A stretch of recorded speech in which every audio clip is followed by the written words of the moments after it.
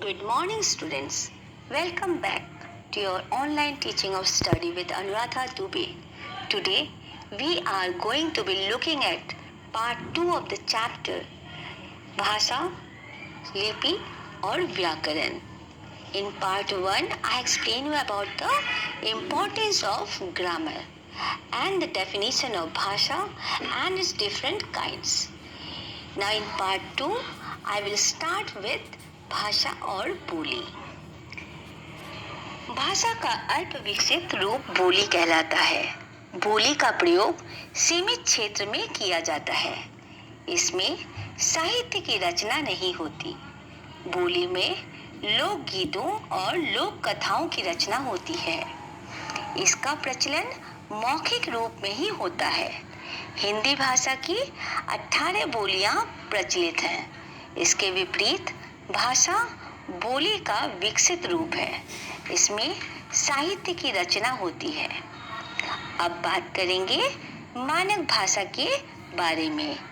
भाषा की एक रूपता बनाए रखने के लिए भाषा के मानक रूप की आवश्यकता पड़ती है। भाषा के मानक रूप की परिभाषा इस प्रकार दी जा सकती है।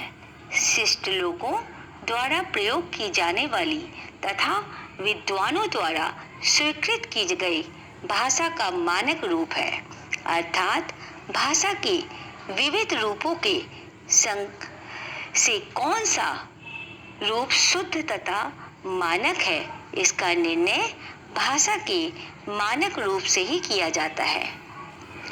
अब हम बात करेंगे लिपि के बारे में। मुख से निकली ध्वनियों को लिखने की विधि को लिपि कहते हैं।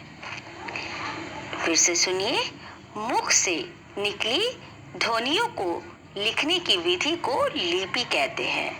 प्रत्येक भाषा की अपनी एक लिपि होती है। एक से अधिक भाषाओं की भी एक लिपि हो सकती है। अब हम बात करेंगे व्याकरण के बारे में। व्याकरण वो शास्त्र है जो भाषा को शुद्ध रूप से बोलना, पढ़ना व लिखना सिखाता है। व्याकरण के मुख्य रूप से 3 अंग माने गए हैं: वर्ण विचार, शब्द विचार और वाक्य विचार। वर्ण विचार के अंतर्गत वर्णों के आकार, उच्चारण और उनके मेल से शब्द निर्माण का अध्ययन किया जाता है। शब्द विचारों के अंतर्गत शब्दों की उत्पत्ति, विकास, निर्माण, आगम, अर्थ आदि का अध्ययन किया जाता है।